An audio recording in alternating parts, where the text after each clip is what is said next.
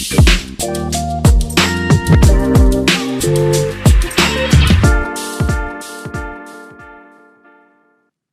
podcast pilgrims. Thanks for joining me again. Let me ask you something. How many times have you finished a bottle of shampoo, detergent, or even some cream and just thrown the container in the trash, or maybe left it lying around the house? Now imagine this, that empty container somehow ends up in someone else's hands. They fill it with something else, maybe something unsafe, and sell it again in the market using the same brand name. Sounds pretty shady, right? But it happens more often than we think.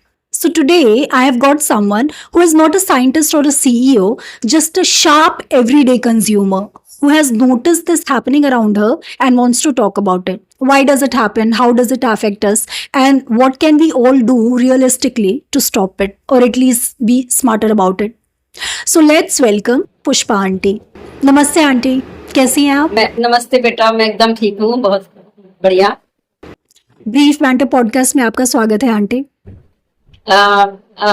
Soni, तुम्हारा बहुत बहुत धन्यवाद। मैं बहुत दिनों से ऐसे मंच की तलाश में थी, मुझे अपनी बात कहनी थी, बतानी थी सबको, तो आपने मुझे ये मंच दिया, इसके लिए आपका बहुत बहुत थैंक यू।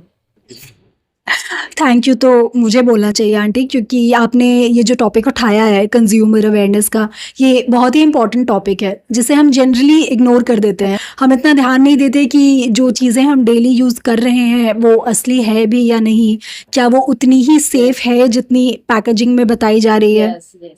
और सिंस आपने ये मुद्दा उठाया है तो आई एम श्योर आपका कोई पर्सनल एक्सपीरियंस रहा होगा जिसकी वजह से आप इस बारे में बात करना चाहती हैं। तो आपने कब इस प्रॉब्लम को नोटिस करना स्टार्ट किया? आपको कब लगा कि ये कोई छोटी प्रॉब्लम नहीं है जिसे हम इग्नोर कर सकते हैं, बल्कि एक सीरियस इशू है? यस, मुझे सोनी 12-13 साल हो गए, मैंने इसे नोटिस किया। और इसका स्टार्टिंग मेरे लाइफ में कब शुरू हुआ, मेरे पास हम लोग घी यूज करते हैं, मेरे पास घी का डब्बा आया था, हम लोग मंगवाते हैं घी, 5 किलो घी का डब्बा आया था। तो वो डब्बा मैंने खोला, सुनी, तो मुझे लगा कि ये डब्बा तो, इसमें तो घी असली नहीं है, क्योंकि हम लोग बचपन से घी खाते हैं, तो समझ में आ रहा था कि सही नहीं है चीज। तभी मैंने उसी दिन फर्स्ट नोटिस किया कि चीज सही नहीं है। फिर मैंने धीरे धीरे से वर्क करना शुरू किया। करते करते फिर मुझे लगा मैं क्या कर सकती हूँ इस बारे में। फिर मैंने स्टार्ट किया कि यदि मेरे पास कुछ सामान आ रहा है, कैसे अपने इसको रोक सकते, क्योंकि ये सिर्फ अपने सरकार की जिम्मेदारी नहीं है, ये अपनी भी जिम्मेदारी है।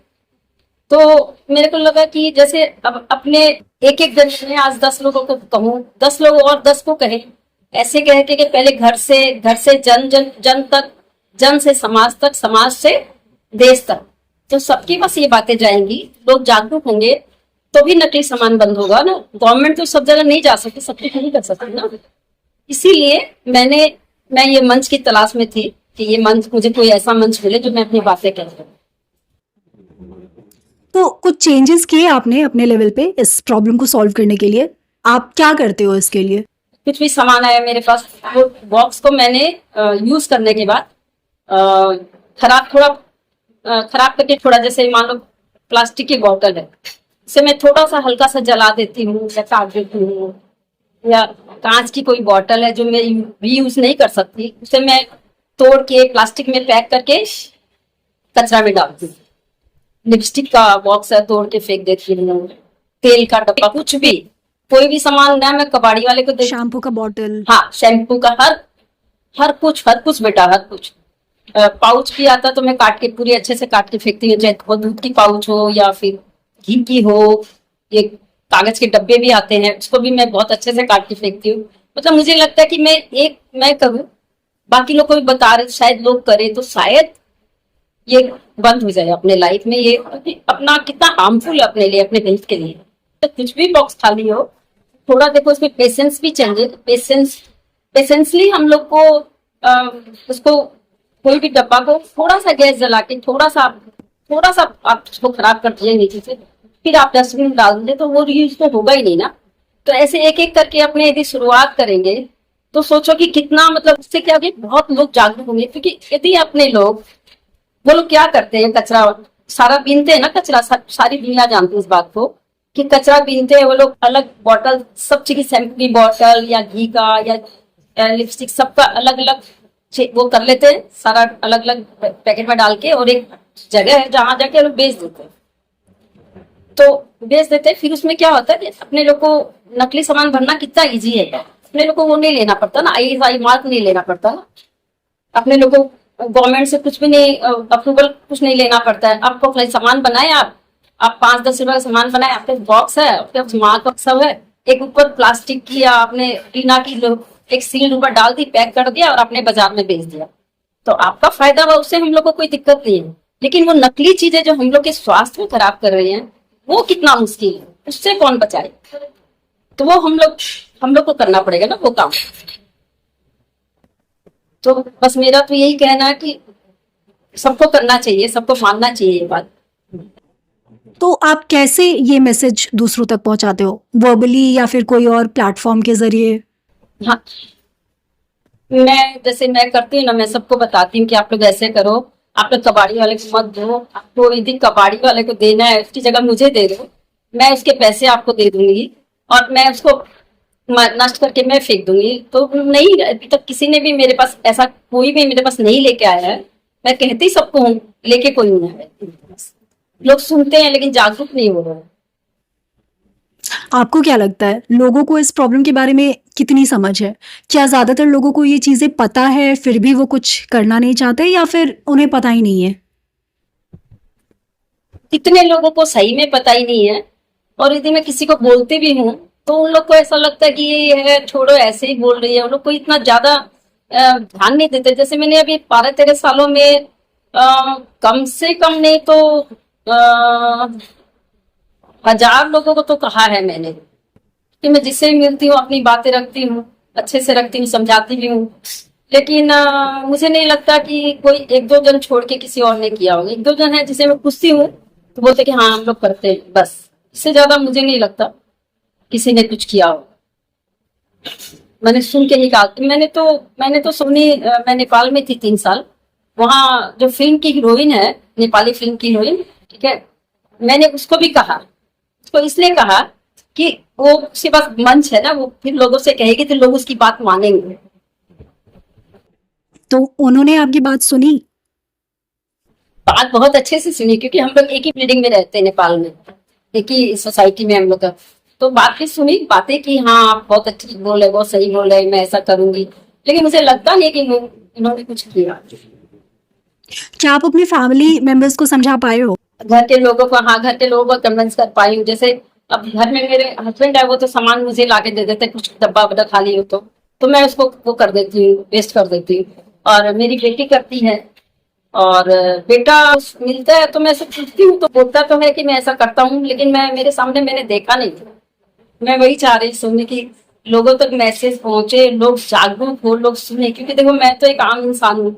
लोग जैसे सेलिब्रिटी की बातें सुनते हैं या फिर किसी नामी इंसान की, किसी का बहुत नाम हो कोई, उन लोग की बात ज्यादा अच्छे से सुनते। तो मैं चाहती हूँ कि कुछ ऐसे लोग जो थोड़ी ऊंचे पद पे हो, तो उन तक ये बात पहुंचे, वो सही में जागरूक हो, कि वो लोगों को कहे तो शायद लोगों को ज्यादा और समझ में आए। सेलिब्रिटी तो मैं भी नहीं हूँ आंटी, पर हाँ जितने लोग भी ये वीडियो देख रहे हैं या देखे हैं, एटलीस्ट वो लोग भी समझ पाए तो ये भी बड़ी बात है। जैसे मैं ये कहना चाह रही थी, अपने जो जो पेड़ लगाते हैं, समझ लो सब कोई है, तो पेड़ लगवा देते हैं। आज 11,000 पेड़ लगाए, 10,000 पेड़, आज 5 पेड़, आज 10 पेड़ ऐसे लगाते हैं ना। तो वो लगाते हैं लोग, लगा के क्या करते हैं, फोटो खिंचवा लेते हैं और अपनी पीठ थपथपा लेते हैं कि ठीक है हाँ हमने पेड़ लगाया। तो क्या फायदा सुननी ऐसे पेड़ लगाने के जो कि आप उसकी देखभाल ना कर पाए। आप पेड़ एक ही लगाइए, लेकिन उसकी देखभाल अपने बच्चे की तरह कीजिए। ये मेरा बच्चा है, इसे मुझे बड़ा करना है। जैसे अपने बच्चों को कितना प्यार से बड़ा करते हैं ना, तो आप क्यों नहीं उस एक पेड़ की देखभाल अपने बच्चे की तरह करें, ताकि वो बड़ा हो जाए सबके लिए, इन्वायरमेंट के लिए, अपने लिए, सबके लिए, उनके खुद के लिए, उनके भी बच्चे हैं, परिवार है, सबके लिए अच्छा होगा ना। इन्वायरमेंट सब खराब हो रहा है अभी बहुत ज्यादा, तो उसमें हेल्प करके कैसे करें? सिर्फ फोटो खिंचाने से हेल्प होगी नहीं ना। तो अपनी पीठ थपथपा लिए और हो गया। आप पेड़ लगा के एक तरफ गए, दूसरी तरफ आके सो बकरी खा गई, तो फिर हो गया तो पेड़ लगाए हुए तो कोई काम नहीं आया ना। जब इतने लोग पेड़ लगा रहे हैं, इतने मंत्री हैं और आम आदमी भी लगा रहे हैं, तो पेड़ कहाँ है? सारे बड़े क्यों नहीं हो रहे? कहाँ है? एक भी तो दिखाओ आप मुझे कि चलो ये पेड़ तो मैंने लगाया था, ये बड़ा हो गया, ये फल देने लग गया, कहाँ है? बरसों से चल रहा है। उसके अलावा है कि बेटा जैसे बारिश में अपनी जो नालियां जाम हो जा रही है, हाँ, बारिश में अपनी नाली सब जाम हो जा रही है कहीं भी, किसी भी शहर में, जब मुंबई मुंबई दिल्ली सबकी हालत खराब है। उसका कारण देखो, लोग करोड़ों रुपया, अरे मैंने, लोग क्या बोलते हैं मंत्री लोग, अरे मैंने करोड़ों रुपया का वो ले लिया, ये मैंने ठेका ले लिया, मैंने है ना, मैं अभी ये ठीक करवा दूंगा, मैं अभी इस वक्त भी सफाई। अरे आप उसका मेन कारण क्यों नहीं ढूंढ रहे हैं? मेन कारण क्या है उसका? आप ड्रेन ड्रेन भी तो भरा पड़ा है, ड्रेन प्लास्टिक से, मेडिकल का जो जितना भी वेस्टेज है उससे भरा पड़ा है।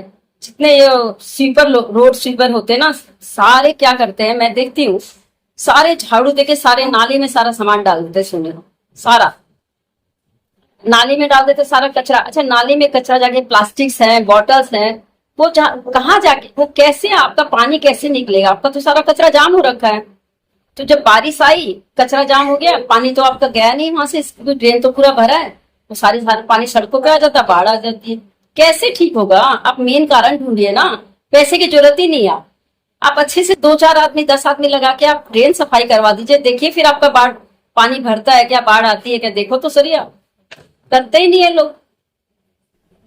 वैसे थोड़ी गलती हमारी भी है इसमें, हम लोग भी कुछ भी कहीं भी फेंक देते हैं, उतना ध्यान नहीं देते।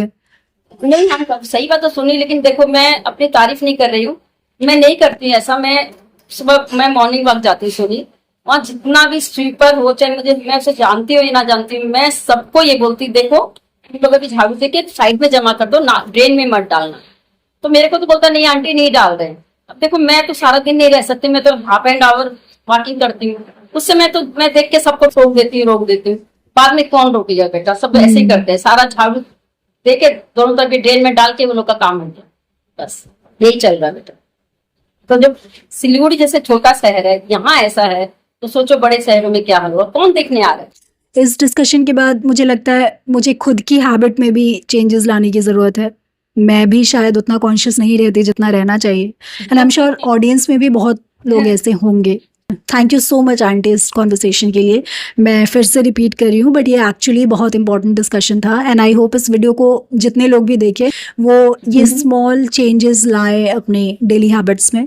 सोनी, मुझे सच में बहुत अच्छा लगा सोनी बात करके, और सही में फिर कभी ऐसा हुआ मैं फिर बात करना चाहूंगी दोबारा किसी और टॉपिक पे, ठीक है? बिल्कुल बिल्कुल। Thank you Soni, thank you Soni. Thank you, Auntie. I am not trying to preach or anything, but maybe we can all make a small effort by being a bit more careful with what we throw out. And it goes for me as well. Do share your thoughts in the comment section, and I'll catch you in the next episode. Thanks for watching.